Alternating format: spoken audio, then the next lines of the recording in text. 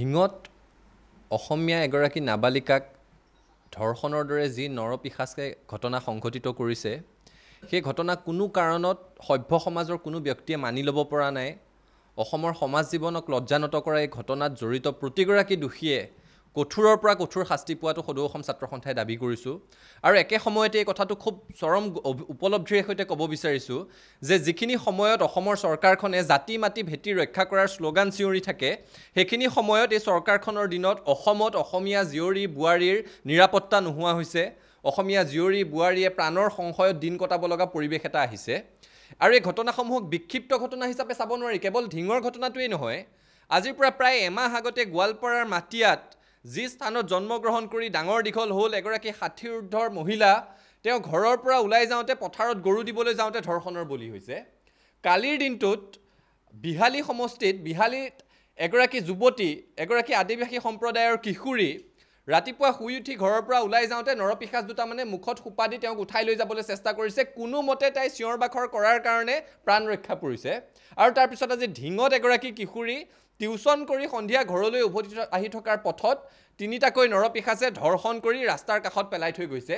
এই ঘটনাবোৰে কি কথা প্ৰমাণ কৰিছে? এই ঘটনাবোৰে এটা কথাই প্ৰমাণ কৰিছে যে অসমত গৃহ বিভাগটোৰ অস্তিত্ব নাইকিয়া হৈছে।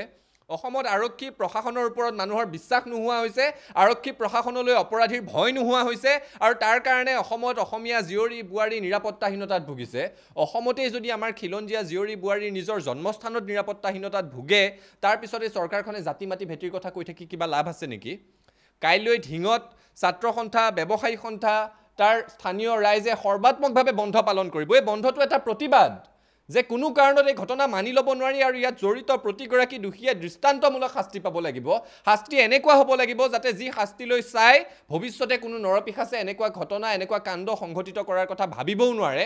ছাত্ৰ সন্থাই স্পষ্টভাৱে দাবী জনাইছোঁ, ঢিঙৰ এই নাৰকীয় ঘটনাত জড়িত প্ৰতিগৰাকী দোষীক কৰায়ত্ব কৰক, প্ৰতিগৰাকী দোষীক এনেকুৱা শাস্তি দিয়ক যাতে ভৱিষ্যতে এনে কাম কৰিবলৈ কোনোৱে সাহস নকৰে। অন্যথা এই গৃহ বিভাগটোৰ ওপৰত মানুহৰ আশ্বস্ত নোহোৱা হ'ব, মানুহৰ বিশ্বাস নোহোৱা হ'ব, আৰু ৰাইজে নিজেই নিজৰ নিৰাপত্তাৰ ব্যৱস্থা কৰিবলগীয়া হ'লে অৰাজকতাৰ সৃষ্টি হ'ব। তাৰপিছত আৰু হিমন্ত বিশ্ব শৰ্মাই গৃহ বিভাগ খামুচি থাকি লাভ নাই। গতিকে মুখ্যমন্ত্ৰীগৰাকীয়ে ৰাইজৰ গৃহ বিভাগৰ ওপৰত, আইন প্ৰশাসনৰ ওপৰত বিশ্বাস ঘূৰি অহাকৈ, মানুহ পতিয়ন হোৱাকৈ ব্যৱস্থা গ্ৰহণ কৰি দেখুৱাওক আৰু প্ৰতিটো নৰপিশাচক কঠোৰ শাস্তি দি দেখুৱাওক। তেওঁলৈ মুকলি আহ্বান আৰু প্ৰত্যাহ্বান।